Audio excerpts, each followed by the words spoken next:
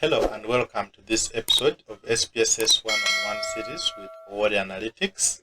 Today we look at the Cox Proportional Hazards Model, the procedure to run it in SPSS. In our previous episode, we looked at the Kaplan-Meier analysis, which is one of those procedures that you can use to analyze time to event data, but we saw that it has got two main limitations. One of them, you can't get a point estimate. The way you could get odds ratios from logistic regression, you can't get such an estimate in Kaplan-Meier analysis.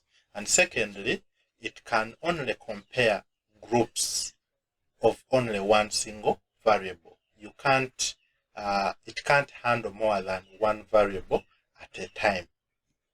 So to overcome that, you need a more advanced statistical procedure, and that is Cox Proportional Hazards Model.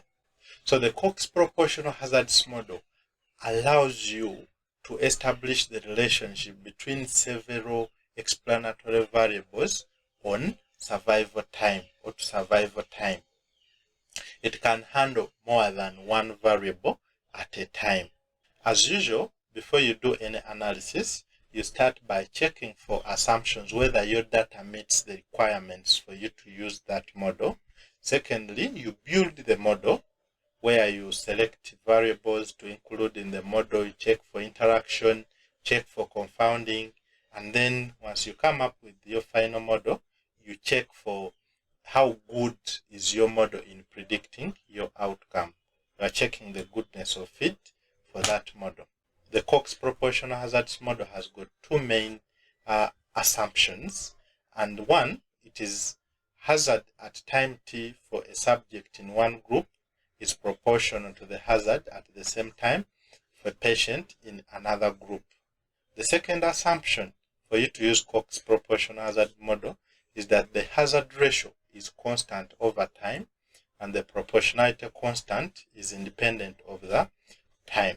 For us to test for these assumptions of Cox Proportional Hazards Model, there are three methods that we use. We have the graphical methods, we have the methods for testing residuals, and also checking time dependence. Let us jump to SPSS to see how to test for these assumptions. So in this episode, we are going to use a fictitious dataset, which you can download using the link in the description of this video. In this dataset, we have a variable of ID of the participants. We have time in months, that's like the time of follow-up or time to event. Then we have the variable of event. So in our dataset, the event is a positive event, recovery from a disease. But the event can also be negative, like death. It can be remission. It can be relapse. We also have other three variables that we want to see whether they influence the survival time of patients in this dataset. So first of all, we are assessing the assumptions. Does our data meet the assumptions for it to be run using Cox PH model? So one, we talked of using the graphical approaches where we are going to use the log minus log versus time. And for us to run this, we have to first fit the model. To fit the Cox Proportional Hazards Model, you go to Analyze, go to Survival, and then select Cox Regression. In this dialog box, you are required to specify the time variable. Our case is time in months. You also need to specify the status variable indicating whether the event has happened or not. So this is the recovery status, and define which of those defines or specifies the event happening. Within our variable, A1 shows that event has happened. Click continue, and then we put here all our explanatory variables or the factors we think are associated with our event. So we put them under covariates. Then we specify which ones are categorical. Sometimes you have both categorical and numerical variables. You click under categorical to specify which ones are categorical. In our case, all the variables are categorical. And I want to change the reference group. By default, SPSS takes the last category as the reference, which is quite weird. I would prefer to have the first one. So click on first and click change, then continue. Under plots, we are going to select the log minus log, and we plot this graph for each of the independent variables. So we start with the sex, we put it under separate lines for sex, and then click continue. Under options, we can leave this for now, because since we are checking for assumptions, and then click OK. In this output, we are interested for now in the graphs. This graph, the log minus log function graph, which plots log minus log versus the time. So if the hazard at time t for subjects in one group is proportional to the hazard at the same time for a patient in another group, or in other words, if the hazard ratio is the same over time, for those assumptions to pass, we are interested in seeing parallel lines for the two groups. But the question always comes, how parallel is parallel? Because when you look at this, yes, this side seems to be a bit parallel, but at the beginning. So we always use a crude rule of thumb that this assumption has been fulfilled unless these lines cross each other. If we look at our two lines, they are not crossing each other, so we shall assume our assumption has been fulfilled. So that was for sex. So we also run the same for the other variables. Still go to analyze, go to survival, Cox regression, and leave everything here. Go to plots. So under plots, we are plotting one for group.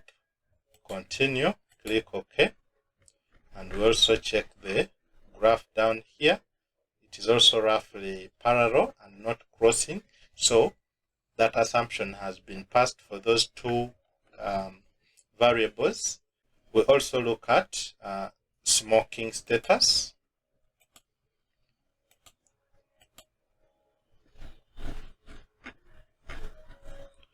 You can see that it is also roughly parallel and they are not crossing.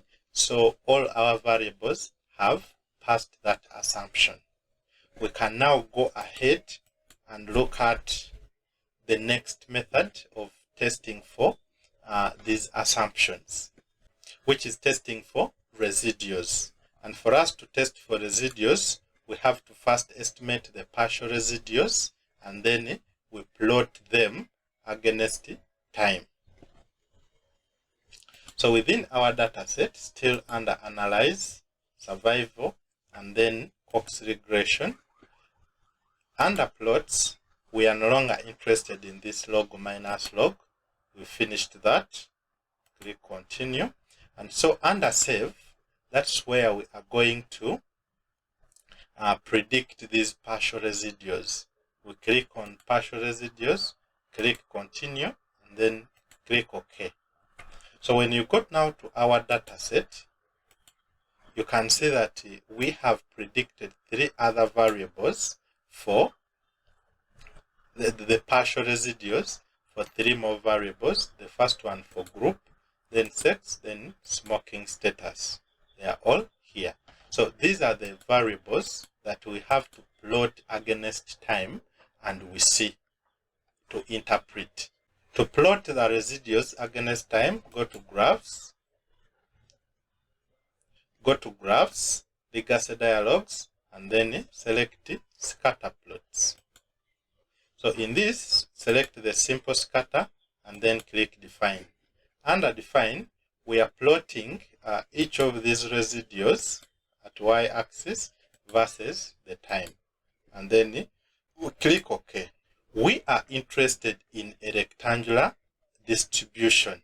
We are interested in a zero slope line where if we are to draw, it should be a horizontal line.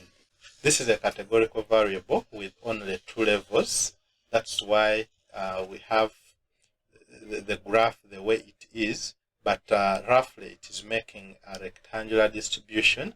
If we are to draw a line in between these 2 lines, our slope, it is the horizontal line, or a slope is 0, meaning this variable has passed that assumption using the testing for residuals. We do the same for the other variables also. Go to graphs, legacy dialogues. Still we are using scatter plots, the simple one, and define. Instead of group, we are also testing for sex, and click OK. If we also have such roughly horizontal lines, if we are to draw a slope for these 2 lines, it will also be roughly horizontal. The slope will be 0, meaning there is no correlation. So what we are testing here is there is no correlation between residuals and time. They remain constant over time. That's what we are testing. So the correlation coefficient here is 0. That is the null hypothesis. If we also look at for smoking, you can see that it is also roughly rectangular, meaning it has a 0 slope if we are to draw a slope for these 2. With that, we can conclude that using residuals, the 3 assumptions have passed. However, instead of just plotting where a 0 slope indicates assumption fulfilled, that the hazard ratio is constant over time, we can also run a linear regression of the partial residuals with time, or a correlation. We could simply analyze, go to regression, and also run a linear regression where we put the partial residue as the dependent variable, and we see whether time, to see whether there is a relationship between type and the partial residuals for each of these variables. We click OK. And here you can see that the p-value here is 0.921, meaning there is no statistically significant difference between time and the partial residuals for treatment group. So our assumption has been fulfilled. By the way, there is also a shortcut here which recalls recently used dialogues. If we want to run again a linear regression for another partial residue, you can just click there and go. Click OK. You can see that for sex, it is also non-significant. Time is not associated with the partial residuals. They do not change over time. Our assumption was the hazard ratio remains constant over time. Time has no effect. And same thing for partial residuals for smoking status. If we click, we can see that it is not statistically significant. Even if we ran a correlation analysis, and we are interested in the correlation between these partial residuals and time, click OK. You can see that we are interested in these ones, time with each. This is not statistically significant. Sex, not statistically significant. Smoking, not statistically significant. And one thing you can see is that a simple linear regression gives you the same p-value as a correlation. If you look at the correlation between time and the smoking, the p-value is 0.618, which is the same we obtained when we ran a linear regression between time and smoking. It is 0.618. So with that, we can say that using the 2 approaches, the 2 assumptions have passed. Lastly, we can check for assumptions using time dependence. We create time varying covariates and check their significance. Here we go to analyze, go to survival, and instead go to Cox with time dependent covariate. When we click there, we have an expression here for time where we get a product term with each variable. And start with group.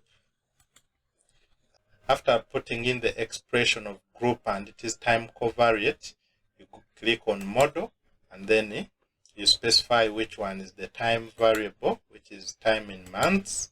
We have status, which is the recovery status here, and then we define which of those shows the event happened.